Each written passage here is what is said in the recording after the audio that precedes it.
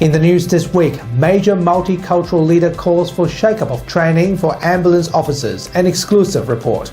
Abortion overturn, Perth's outrage following the recent court ruling in America. Our nation tops the list again over the highest amount of ice used per person in the world.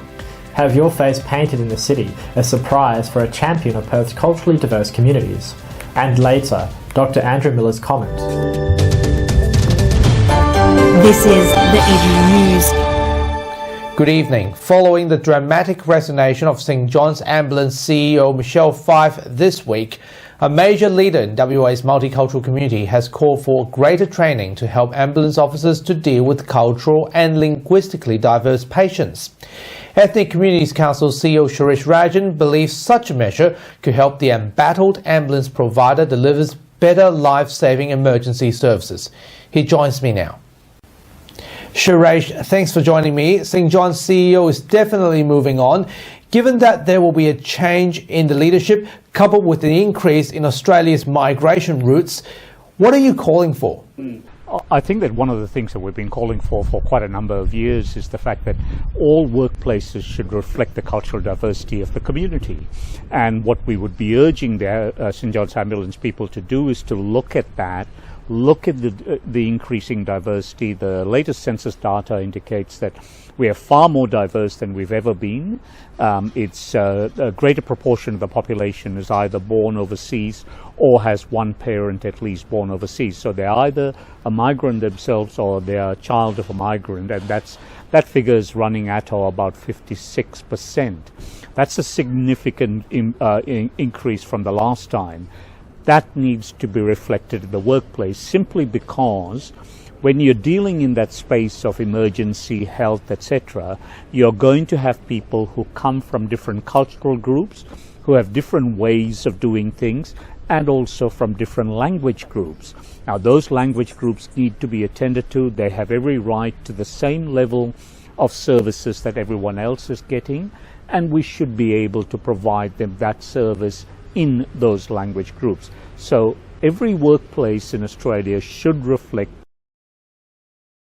the underlying population, and that's what we'd be urging the new CEO of St John's Ambulance to make sure is happening at their workplace as well. I understand you are calling for more diversity officers in St John. Are you calling for cultural and religious specific or language diverse staff? I think it's a combination of both. I think you're not going to be able to always find people in the different language groups who are going to be qualified to be ambulance officers. What you need to do is to ensure that they have sufficient training as well to recognize that there are some cultural differences, there are some language differences, and how do they deal with that. The state government has a language services policy. We don't know how much of that is actually known to all of the staff. So we need a twofold process of one, actually getting people who speak the language, etc., to be in their workforce. And if that's not possible, at least have the training to ensure that people know who they can refer the person to and how they can deal with the language and cultural diversity.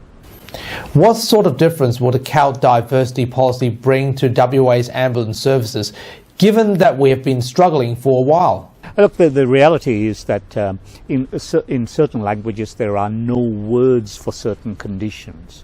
So in the language that I speak, there is no word for Alzheimer's or dementia.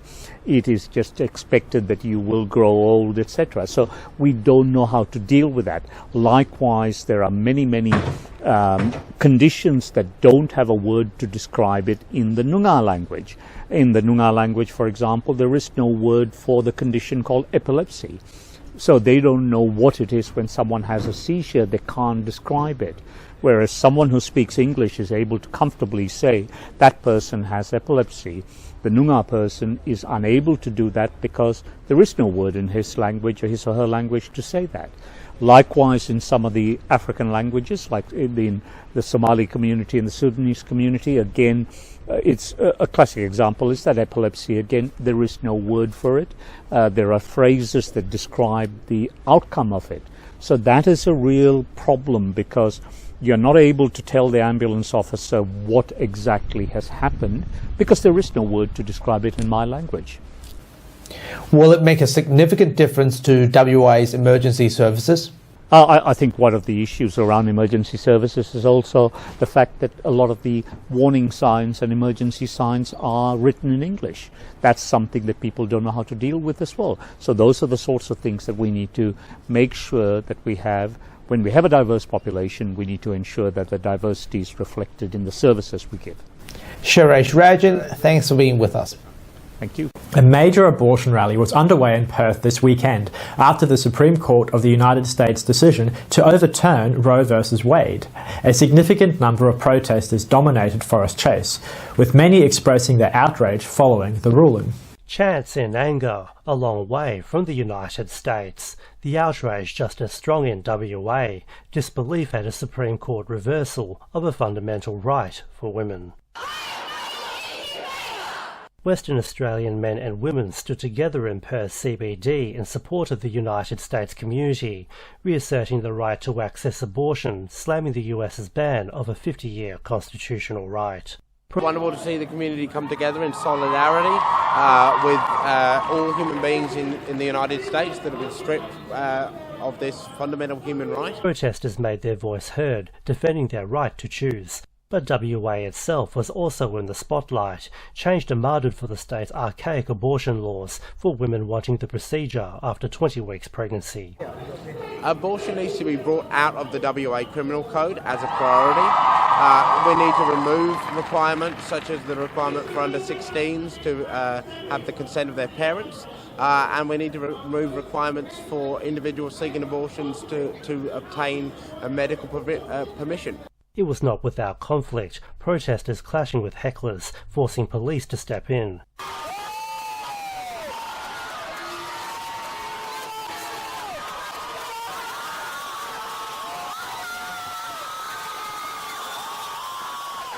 As WA's protest joins rallies around the country, 1 week after the landmark Roe v. Wade decision that set legal battles in multiple US states. The changes don't affect Australia, but concerns remain over Conservative pushback. It's the question of how far can they go, because every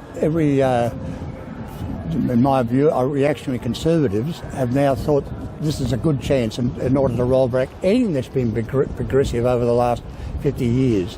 Nelson Liu, WAMN News. Perth has claimed the unwanted title of Australia's meth capital, while the nation has the highest number of ice used per person in the world. The Australian Criminal Intelligence Commission's wastewater analysis has revealed Perth's ice use is higher than any capital city, while Australia's consumption topped Europe, Asia and Oceania. Meanwhile, Australia's consumption of ice, cocaine and ecstasy was also higher in Australia's capital cities than in regional areas since April 2017.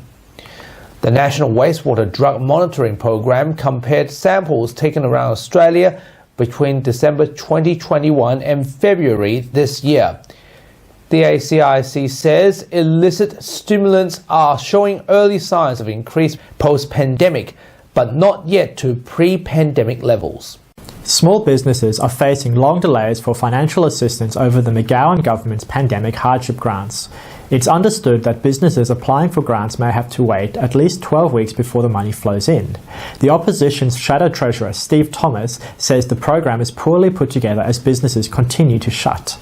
The government simply set aside an amount of money, whether it was 72 million, 77 million, 67 million, and then went out and asked the public service to develop a system that would deliver that amount of money. The public service was reluctant to get too generous with it. They obviously were risk averse, and so they made the process complicated and didn't allow a lot of businesses to access it. All that meant was that it's a very complex process and it's not working. It's not supporting businesses in Western Australia. This week on the WAMN Extra News Club, 14-year-old journalist Leo Puglisi shares his negative Twitter encounter with a state MP over the US abortion ruling, with Leo appearing to be threatened with legal action. Reporter Nelson Liu spoke with him. he decided to respond with some comment. Then he said, "Your point is what exactly?" Now, of course, unbiased journal, I'm not here to make a point. I'm just reporting the facts, reporting what people are saying. Then he said, "If you're trying to verbal me regarding what he thinks of the Supreme Court, you may be getting a letter in the post. Be very careful." Now, that's clearly what appears to be a legal threat towards a journalist for quoting an MP directly on social media. So it's a bit bizarre, and I immediately asked for a full withdrawal and apology, which I haven't got. And of course, I'm not anti-Tim Smith, I'm not anti-Liberal. I just don't appreciate a Member of Parliament appearing to threaten a journalist for quoting them on social media. It's just not a good look for anyone, I think. You can read and watch additional premium content on the WAMN Extra News Club. Subscribe via the link in the description and support independent local journalism. The site of a historic school in East Perth is said to be transformed into a $400 million housing development. The former Perth Girls' School will make way for 742 new build-to-sell and build-to-rent apartments, including social housing and disability accommodation. It will also be refurbished into a mixed-use space, including a microbrewery, restaurants, offices and an art gallery. All sorts, a diverse mix to be frank, and the build-to-rent aspect will include social and community housing, but also we'll have some different product within the build-to-sell towers as well, which sit behind the school. So it's over 700 apartments, which allows us to be able to provide such a diverse range. What is it like to find a picture of your face painted on a giant wall in the city? Well, prominent multicultural leader Suresh Rajan, who was on this program just moments ago, had his face painted on a wall near Perth's iconic Beaufort Street restaurant strip. Mr. Rajan was very stoked to discover the mural, which he was nominated for by a member of the community. Someone had nominated that I would be a suitable candidate for some of the work that I'd done in the community, and they came and took some photos, and one of my friends happened to be driving past a couple of days later and said, "Oh, have you been painted on Beaufort Street?" And that's the first I knew of it. So yeah, quite chuffed about the fact that I'm one of the faces there. How long is it going to stay? I've said to my children that I will be there to haunt them well after I'm dead. What do you reckon, Ivan? I think it'd be pretty cool to see your face up there as well. It will take another 30 years before I can earn that. But having said that though, yeah, I have to say it's really cool, and good on Suresh for achieving that.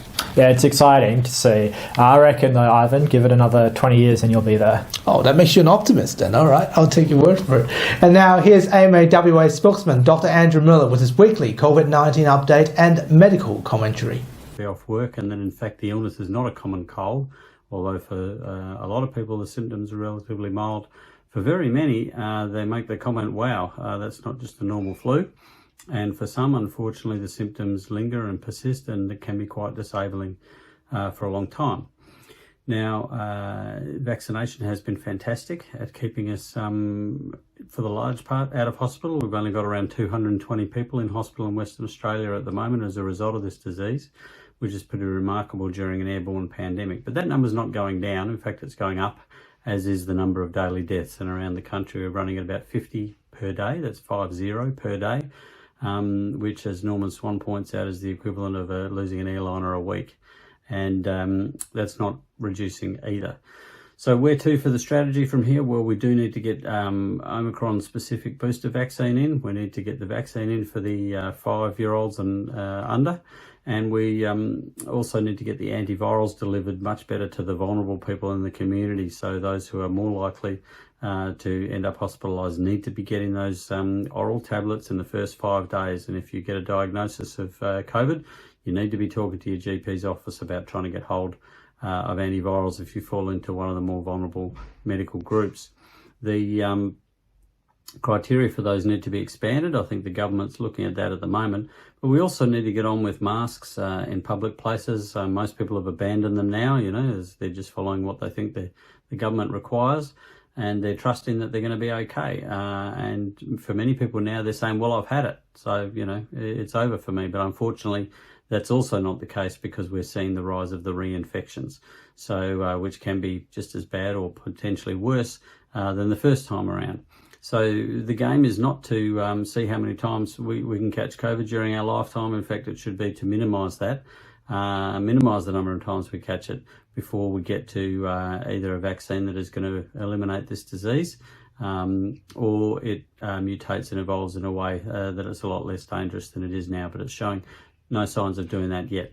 Now, these are not necessarily welcome messages when people want to hear optimistic and more upbeat things, but I think we can be optimistic that if we choose to breathe clean air, and that if we try and avoid those crowded, stagnant indoor spaces without having some kind of mask protection, and that if we get all of our boosters and get up to date with our those who are eligible, the third dose vaccine, get those kids vaccinated, I think we should be optimistic that we can keep it under control and keep those hospital numbers and numbers of deaths right down. But that's not what's happening at the moment.